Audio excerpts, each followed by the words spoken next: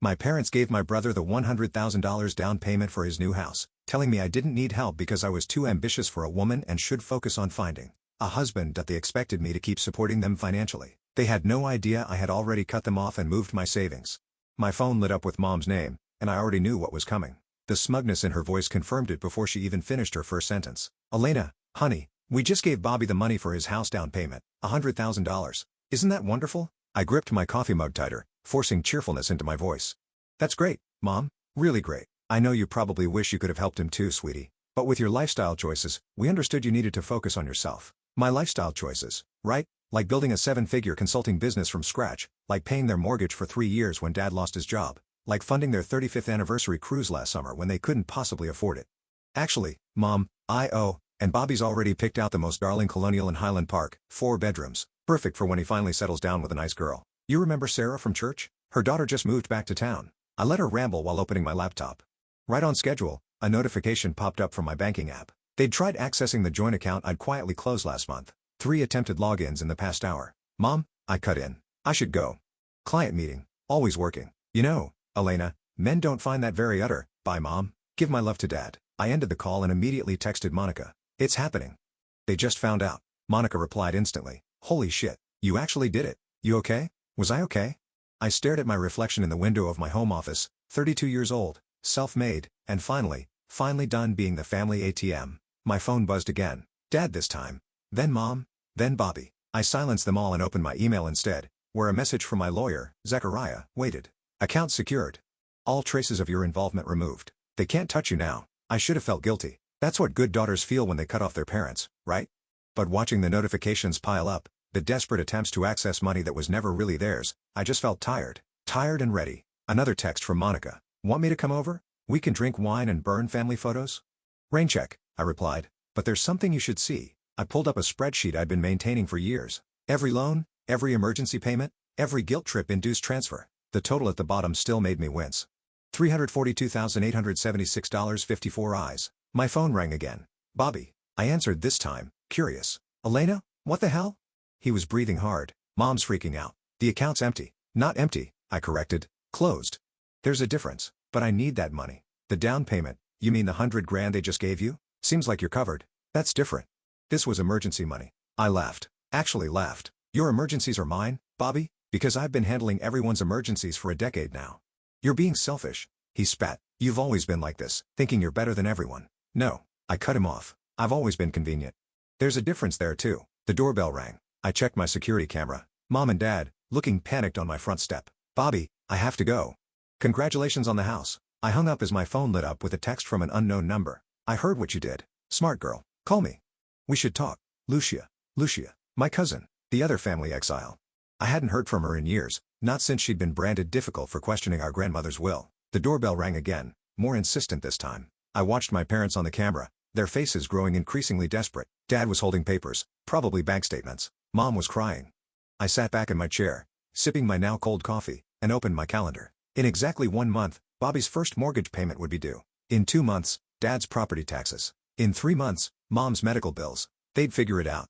They'd have to, just like I had, every time they drained me dry and called it love. My phone buzzed with Lucia's message again. Outside, my parents finally gave up and walked away, but not before Dad slipped a note under my door. I didn't need to read it. I knew what it said. The thing about family is they never expect you to stop playing your assigned role. The reliable daughter, the convenient ATM, the quiet fixer of other people's messes. But roles can change, and I was done playing mine. I picked up my phone and typed, "Hi Lucia, let's talk."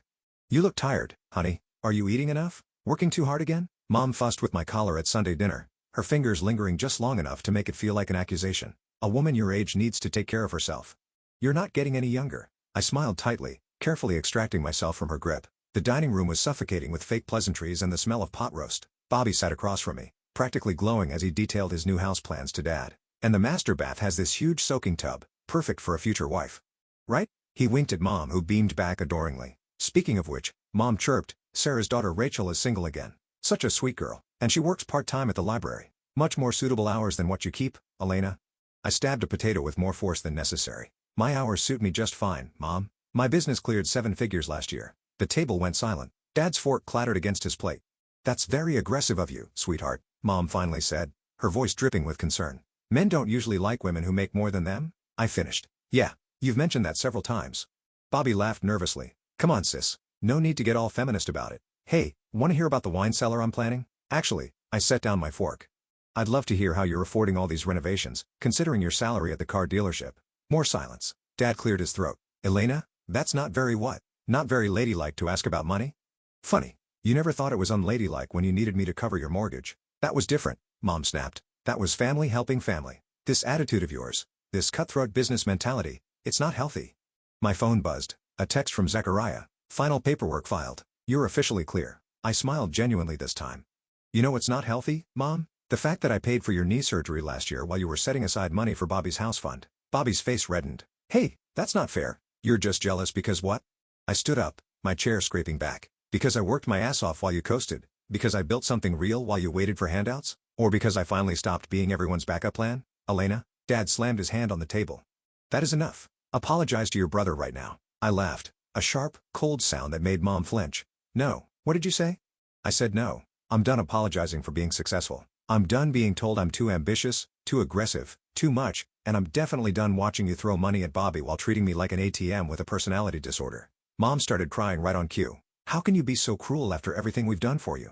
Everything you've done for me? I pulled out my phone, opened my notes app. Let's review, shall we? Last 3 years. Your mortgage, $48,000.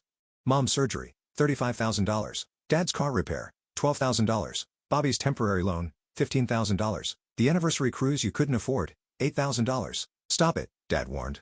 And now, I continued, you give Bobby $100,000 for a house he can't afford while telling me I need to be more suitable for marriage? Make it make sense, Mom. Bobby stood up, face purple. You're just bitter because you're alone. At least I'm trying to build a real life built on Mom and Dad's money, and what you thought would be my money too. Right? That's why you got Nick to co-sign instead of asking me because you knew I'd see right through it. His silence was answer enough. My phone buzzed again. Monica, you okay? Need backup? I texted back quickly. Almost done. Meeting you in 20. If you walk out that door, Dad said quietly, don't bother coming back. I looked at him. Really looked at him. The man who taught me to ride a bike and balance a checkbook now threatening me for having the audacity to succeed on my own terms. That's the thing, Dad. I'm not the one who needs to come back. I'm not the one who's going to need anything from anyone anymore. I grabbed my purse and headed for the door. Behind me, Mom called out, Elena, please, we're your family. I turned back one last time. No. You're not. You're just people who expected me to set myself on fire to keep everyone else warm, and I'm all out of matches. The door closed behind me with a soft click. My phone buzzed with a text from Lucia. Did you do it?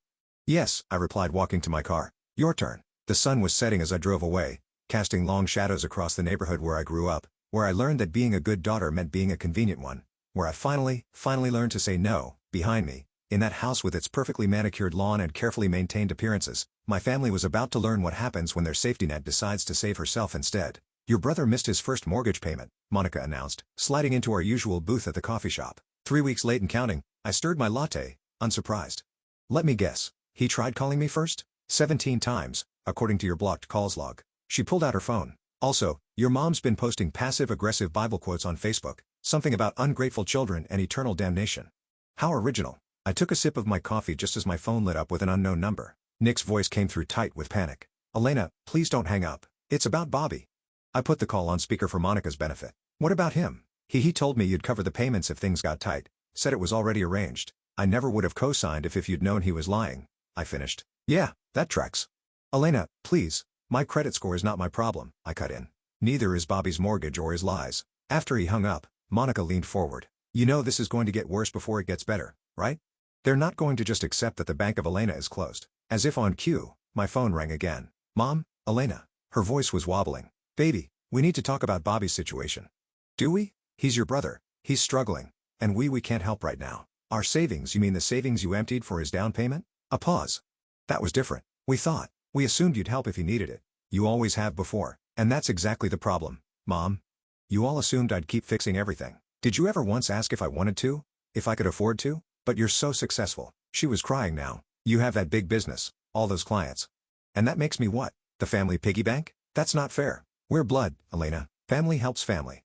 I thought about the spreadsheet on my laptop. Years of one-way help documented in cold, hard numbers. Funny how that only seems to apply to me helping everyone else. Is this about the house money? Are you really this jealous of your brother? No, Mom. This is about patterns. This is about consequences. Monica was watching me intently. Concern etched on her face. She mouthed, You okay, Elena? Mom's voice hardened. If you don't help your brother, he could lose everything. Then he'll know exactly how I felt every time you drained my accounts for emergencies. Every time you dismissed my success as somehow wrong or unfeminine. Every time you picked him over me. That's not. Did you know I had to postpone buying my own house 3 years ago because Dad needed that new truck for his image, or that I canceled my vacation last year to pay for your cruise?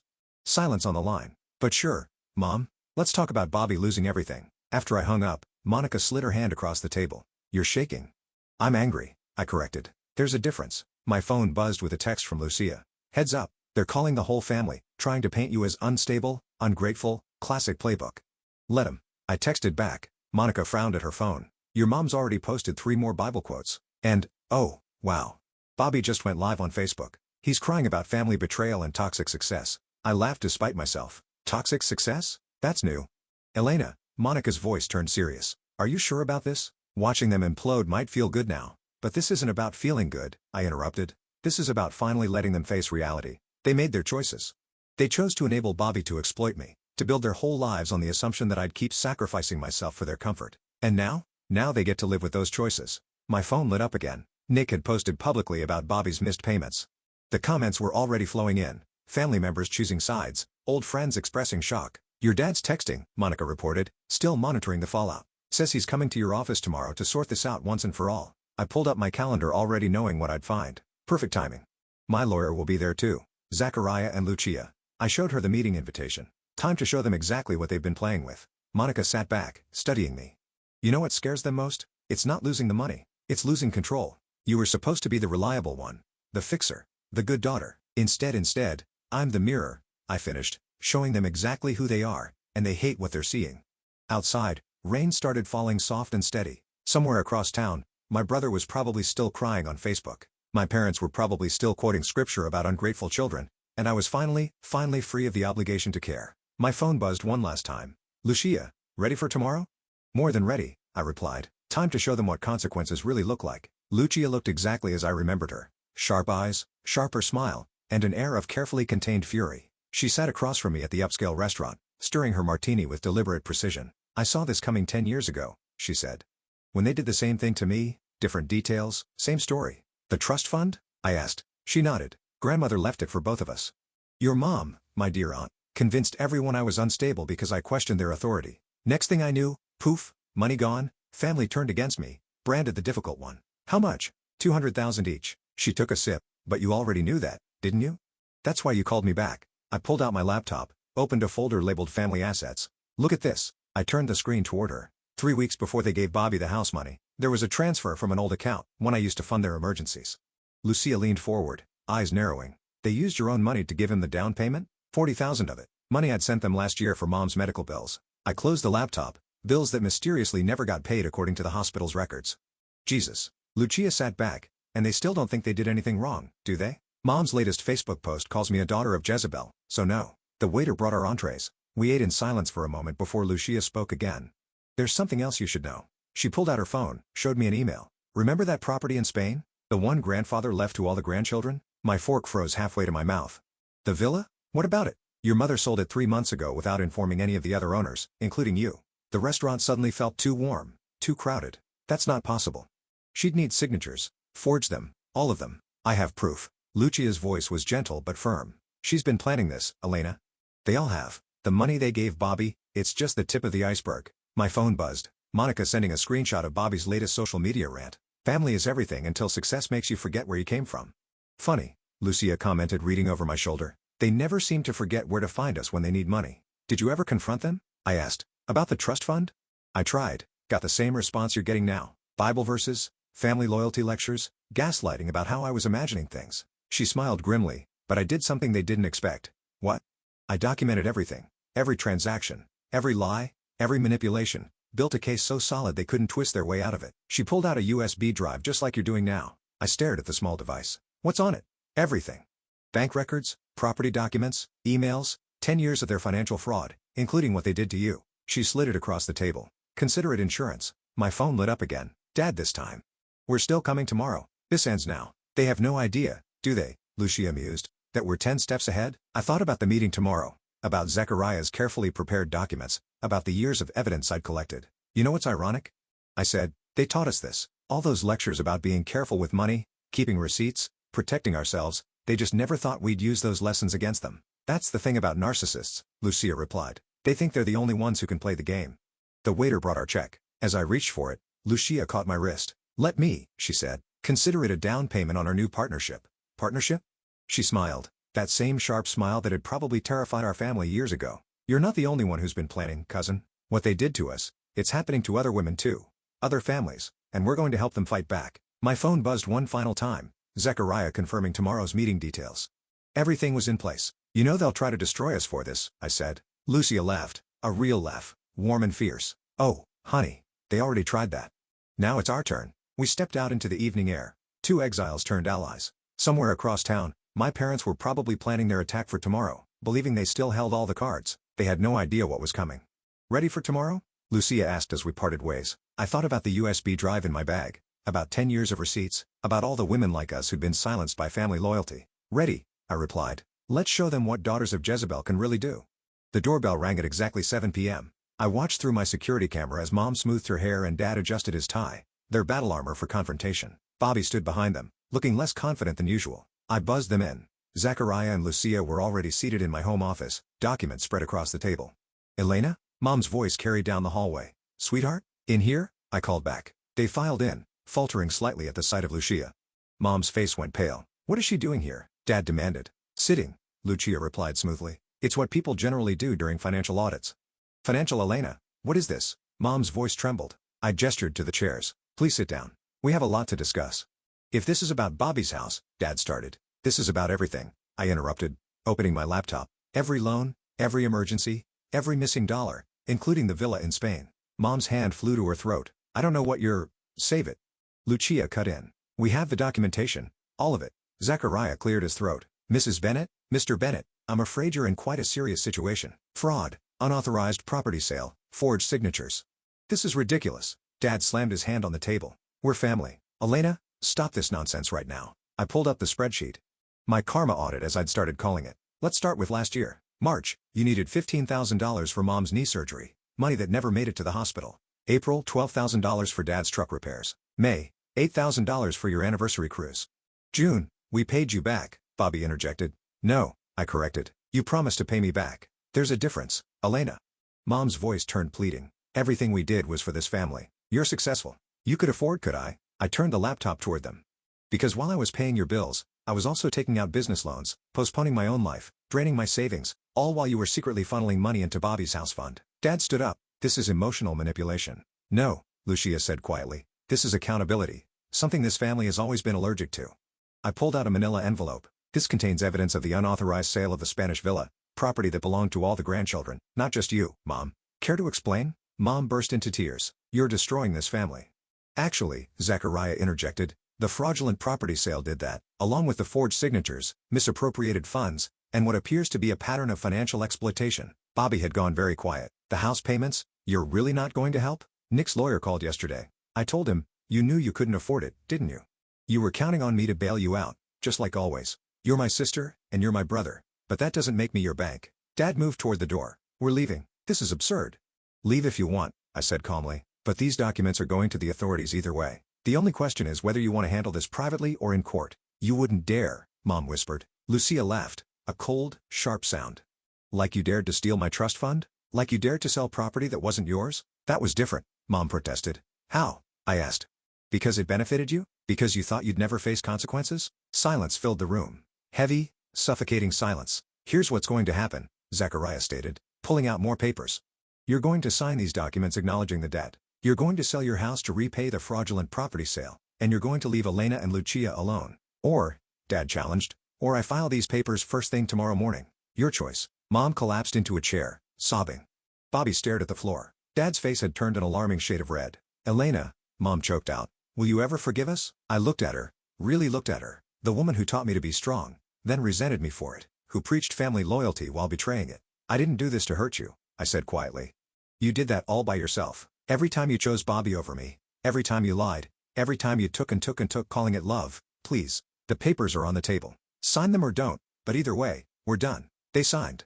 One by one, hands shaking, they signed. As they left, Bobby turned back. You know this makes you just like them, right? Using money to hurt people? No. Lucia answered for me. This makes her smart enough to stop letting people hurt her. The door closed behind them. In the sudden quiet, I could hear my heart beating. Steady, strong, free. Well, Zechariah gathered the papers. That's phase 1 complete. Phase 1? I asked. Lucia smiled. Remember that partnership we discussed? Time to help other daughters break their chains. You ready for this? Monica asked, watching me hover over the post button. Once it's out there, you can't take it back. I glanced at my screen where my Reddit post waited. I documented my family's financial abuse for 10 years. Today, I finally stopped it. It needs to be told, I said and clicked. Within hours, the post exploded. Thousands of upvotes, hundreds of comments, all sharing similar stories. Women trapped by family obligation, drained by entitled siblings, guilt-tripped into financial suicide. Look at this one. Lucia pointed to a comment. My parents remortgaged their house 3 times. Each time they made me cover the payments because family helps family. I lost my own house saving theirs. My phone buzzed. A message from an unknown number. Saw your post. Same thing happened to me. How did you get out? Then another. Please help. My brother's destroying my credit. And another. My parents forged my signature too. I thought I was alone. You've started something, Monica said softly. I opened my email to find a message from a major online publication. Would you be willing to share your story? We believe this is part of a larger pattern. Lucia leaned over my shoulder. Do it. But first, I have something to show you. She pulled out her laptop, opened a folder labeled Family Archives. Remember how I said I documented everything? She clicked through files, emails, bank statements, voice recordings. It wasn't just about the money. Look at this. A series of messages appeared. Mom coordinating with other relatives, planning how to pressure me into various loans. Dad discussing how to leverage my duty as a daughter. Bobby admitting he never intended to repay anything. They had a whole system, Lucia explained. A playbook for emotional manipulation, and they used it on others before us. My phone lit up with a text from Zechariah. You need to see this. Bobby filed for bankruptcy, listed you as a creditor. Of course he did, I muttered. That's not all, Zechariah continued. Your parents are trying to claim you stole from them. They're building a counter-narrative. Monica grabbed her laptop, already on damage control. She pulled up my viral Reddit post where supportive comments were flooding in faster than I could read them. Let him try, Lucia said. We have receipts, literal and figurative. I started typing my response to the publication. Yes, I'll tell my story, but it's bigger than just me. It's about generational patterns of financial abuse disguised as family obligation. Wait, Monica interrupted. Look at this. She turned her screen to show a Facebook post from Mom. With heavy hearts, we must address the lies being spread about our family. Our daughter, influenced by toxic individuals, has chosen money over blood. Toxic individuals? Lucia laughed. That's rich coming from the woman who stole her niece's trust fund. My phone buzzed again. Nick, Elena, we need to talk. Bobby showed me some documents that don't match what you posted. Forward that to me, Zechariah texted immediately. They're getting desperate. I looked at the growing response to my post, the women sharing their own stories, the pattern emerging clear as day. Then I did something I'd been planning for months. I opened a new document and started writing. An open letter to daughters who were made to pay. I see you. The ones who were told that love means empty bank accounts. The ones who were called selfish for having boundaries. The ones who were made to feel guilty for their success. What are you doing? Monica asked. Creating a blueprint, I replied, for every woman who needs to escape what I did. Lucia nodded approvingly. Add the legal resources, the documentation strategies, everything we learned. My phone kept buzzing. More messages, more stories, more women finding their voice. They're going to say you're bitter, Monica warned, that you're airing dirty laundry. Let 'em, I said, still typing. The truth doesn't need their permission. A notification popped up. Bobby had gone live on Facebook again, crying about family betrayal, but this time, the comments weren't sympathetic. Other stories were emerging, other victims of his financial scheme speaking up. Your parents just listed their house, Zechariah texted. Below market value. They're scrambling. Lucia squeezed my shoulder. Ready for phase 2? I looked at my screen, at the growing community of women sharing their stories, at the blueprint we were creating for escape and recovery. More than ready, I replied and added one final line to my open letter. To every daughter who was made to pay for the privilege of being family, your worth isn't measured in dollars given or debts forgiven. Your freedom starts the moment you stop accepting guilt as currency. I hit post just as another message came through from a women's advocacy group. We'd like to help you create a formal program. Too many women need this. See? Lucia smiled. Sometimes the best revenge isn't staying quiet. It's helping others find their voice. Monica raised her coffee cup to Karma and making it a tax write-off. Your brother forged your signature, Zechariah announced, spreading documents across my office table multiple times, actually, on loan applications, credit cards, even a car lease. I stared at the papers at Bobby's clumsy attempt to replicate my signature. When? Over the past year, he was setting up a safety net planning for when the house scheme fell apart. Zechariah pointed to a date. This one's from just 2 weeks before they gave him the down payment. Lucia, who'd been quietly observing, leaned forward. He knew. They all knew this would happen. My phone buzzed. Monica sending screenshots of Mom's latest social media crusade. Prayer warriors needed. Satan is attacking our family through material greed. They're selling the house, Lucia reported, scrolling through her phone. Listed it yesterday. Way under market value. They have to, Zachariah explained. The fraud investigation is gaining momentum. Better to sell now than lose it in court. Another buzz. A text from Nick. Elena, I'm filing charges against Bobby. The evidence you shared, there's more victims. Many more. I started typing a response when my office door burst open. Bobby stood there, face red, eyes wild. How could you? He shouted. They're losing everything because of you. Sir, you can't be here, my assistant called from behind him. Because of me? I stood slowly. Not because of the fraud, the forgery, the years of theft disguised as family obligation. I was going to pay it back once the house appreciated, once you'd squeezed more money out of me. I held up the forged documents. Like with these? He paled slightly. Those aren't, I can explain. Save it for the investigators, Zachariah interrupted. They're very interested in your explanation. Bobby's face crumpled. Mom and Dad are devastated. They might lose their retirement. They lost their retirement the moment they chose to enable you, Lucia said coldly. Elena just exposed what they did to themselves. My phone rang. Dad, I answered on speaker. Elena, his voice was rough. We need to talk face to face. Nothing left to say. Dad, please. Your mother, she's not well. The stress of getting caught, Lucia interjected. Silence then. Lucia, you're still poisoning my daughter's mind? No, Uncle Stuart, just helping her see clearly. Something you never wanted. Bobby moved toward me, hands raised pleadingly. Sis, please, we can fix this. Make it right. Make it right? I pulled up my documentation folder. Like when you made right the $15,000 you borrowed for your startup? Or the $8,000 for your ex-girlfriend's ring?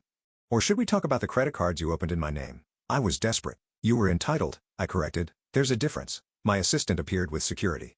Bobby didn't resist as they let him out, but his last words hung in the air. You'll regret destroying this family. The family destroyed itself, Lucia said quietly. We're just refusing to sync with it. My phone buzzed again. A message from the Women's Advocacy Group. Support group launches next week. 20 women already registered. You're changing lives. Dad was still on the line. Elena, whatever you want. Name your price. Just stop this. That's the problem, Dad. You still think this is about money. Then what? What do you want? I thought about the women in the support group. About Lucia's stolen trust fund. About years of manipulation and guilt. I want you to understand what you did. Not just to me, but to every woman you taught to sacrifice herself for family. Every daughter you treated like a bank account. We loved you, he whispered. No, you used me. There's a difference there too. After I hung up, Lucia showed me her phone. Mom and Dad's house had sold well below value. Cash offer, immediate closing.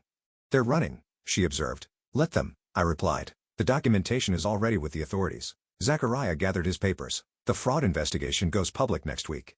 More victims are coming forward. This is bigger than your family now. My phone lit up with another message from a woman in the support group.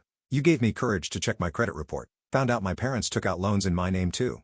Thank you for helping me see the truth. That's what terrifies them most, Lucia mused. Not the money, not the legal consequences. It's the truth finally being spoken. I looked around my office at the evidence of my success, at the life I'd built despite them, at the community growing from the ashes of what they'd tried to destroy.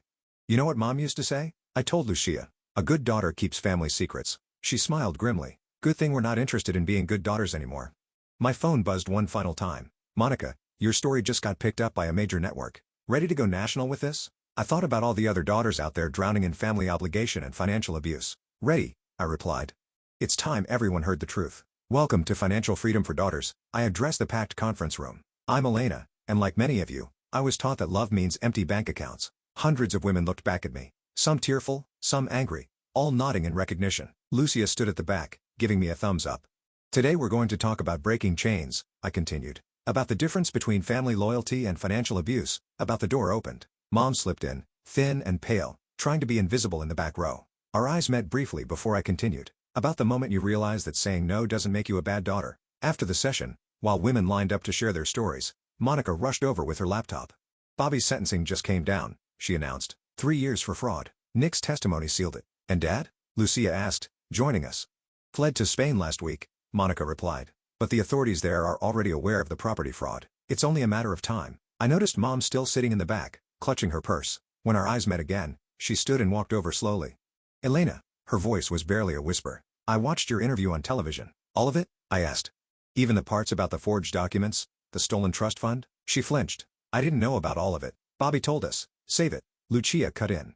You knew enough. Mom's hands twisted together. Your father, he's not well. The stress of consequences, I corrected. Different from the stress he put me under all those years. We're losing everything, she said quietly. No, Mom, you're losing what was never really yours, including me. She reached for her phone, hands shaking. I want to show you something. She pulled up a familiar spreadsheet, my karma audit. I've been adding to it. Everything we took. Everything I did. Lucia and Monica exchanged glances. Why? I asked. Because you were right about all of it. The manipulation. The guilt. The theft. Tears rolled down her cheeks. I was wrong. We were wrong.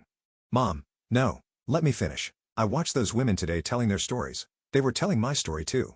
The story of what I did to my daughter. What my mother did to me. I thought about Lucia's trust fund. About generational patterns. The house sold, Mom continued. I'm using my half to pay back the trust fund. Lucia's trust fund. It won't fix anything, but it's a start, Lucia said quietly.